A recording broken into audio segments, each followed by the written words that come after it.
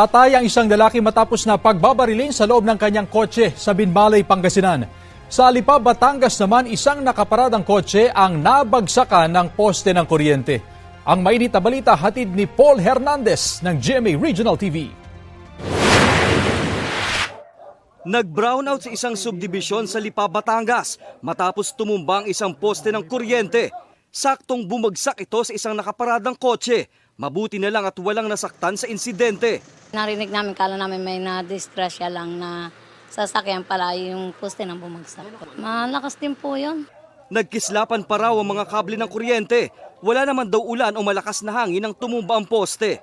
Umugong, tapos bumagsak na. Tapos nag-spark na. Parang basta umugong siya eh. Tapos? Bumagsak na. Dagasaan na siya doon. Naialis na ang kahoy na poste sa lugar at napalitan ng steel pole. Inayos na rin ang isa pang nakatagilid na poste ng kuryente sa lugar. Maaari din po yung lumang poste na po siya. Pero mas yan ay yung bigat po, yung tension po ng mga linya po na nakakakabit po doon sa ating pong poste. Patay ang isang lalaki matapos pagbabarilin sa loob ng kanyang kotse sa Binmalay, Pangasinan. Ayon sa pulisya, nakipagkita ang biktima sa sospek para pag-usapan ang hindi nila pagkakaunawaan. Pagkatapos mag-usap, pumasok na ang biktima sa kanyang kotse. Sinundan siya ng sospek at doon na pinagbabaril ang biktima ng ilang beses. Tumakas ang sospek. Ayon sa pulisya, may isa pang kasabwat ang sospek na inaalam ang pagkakakilanlan. Adjust pa rin po yung suspect namin, sir. Pero gumagalaw naman po kami, sir, para magtandak pa rin ng hot pursuit up to this day.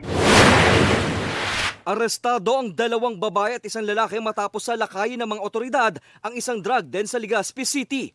Nakatakas ang isa pang babae. Nakuha sa mga nahuling sospek ang 11 sachet ng shabu na tinatayang nasa mahigit 60,000 pesos ang halaga. According sa mga informant and then ang satuyang confidential informant na makusog duman ang garamitan tuwing may mga sahod na ini. So ang iba nga mga empleyado pa sa tupad, so makamundo, di ba? Inihahanda ang reklamong isasampa laban sa mga sospek. Paul Hernandez ng GMA Regional TV nagbabalita para sa GMA Integrated News. Kapuso, alamin ang maiinit na balita. Bisitahin at mag-subscribe sa GMA Integrated News sa YouTube. Sa mga kapuso abroad, samahan nyo kami sa GMA Pinoy TV at sa www.gmanews.tv.